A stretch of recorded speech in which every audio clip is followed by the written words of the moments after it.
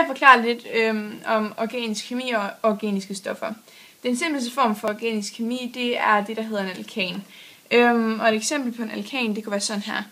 Der er to kulstofatomer, som hver er forbundet med en enkelt binding til nogle H'er.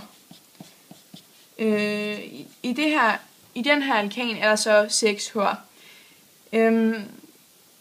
De to kulstofatomer er forbundet med en enkelt binding, og derfor er det den mest simple form for organisk stof.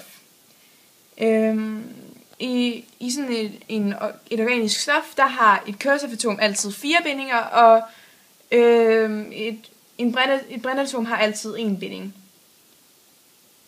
Ja. En alkan, den hedder altid noget med AN til sidst. Det er derfor, eller det er det, der afgør det.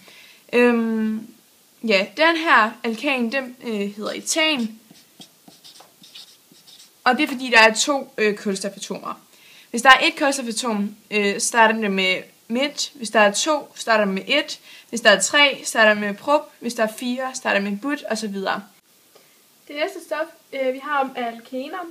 Og den består af 2 C'er forbundet med et dobbeltatom og med H'er for enderne.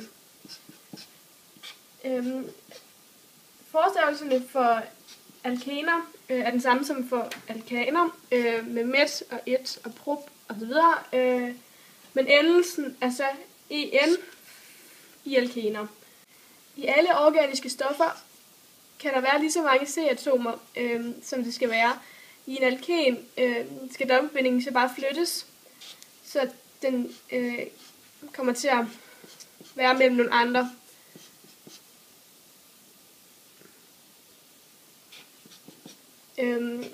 Og den her hedder så 2-buten, fordi der er 4 C'er, og fordi dobbeltbindingen er mellem et andet sted end herovre. Og hvis det næste stof, det er en alkyn, og den er lidt ligesom en alkin og en alkan. Forskellen er bare, at den har en trippelbinding i stedet. Og derfor ikke nær så mange H-atomer, fordi der jo kun skal være 4 bindinger fra et C-atom. Og den anden forskel er, at den ender på YN, men ellers er forstavelserne det samme som ved de andre stoffer. Også ved alkyner kan man flytte trippelbindingen. Den kan både sidde her og her. Og selvfølgelig også her, men det vil være det samme, som hvis man spejlvendt hele stoffet. Så den kan kun sidde 2 forskellige steder. Det næste stof, vi har, er en alkyl, og den har en løs binding, så den kan binde sig til andre stoffer og være en sidekæde. Den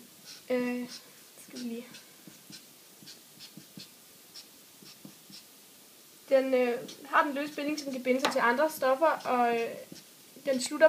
Det her, det er så en propyl, fordi den slutter på YL og har 3 C-atomer. Det næste stof, vi har, det er alkohol. Og det kan bestå af, ligesom alle de andre, 1 eller flere C-atomer med nogle enkeltbindinger til H. Det specielle ved alkohol, det er bare, at den har en enkeltbinding til et O og et H på den her måde. Det her er etanol, fordi den ender på OL, og der er 2 C-atomer. Etanol er den mest brugte form for alkohol. Det er den, man både bruger til rengøring og til at drikke også. Og den kemiske formel for alkohol, den ser sådan her ud. C2H5OH på den her måde. Det næste stof er organisk syre. Den minder lidt om alkohol, fordi den har en OH-gruppe. Så har den også en dobbeltbinding til O. Og den hedder en etansyre. Det sidste organiske stof, vi skal have om, det er aldehyd. Og det ser sådan her ud. Og det, der kendetegner aldehyd, det er, at de har en dobbeltbinding til et O på den her måde.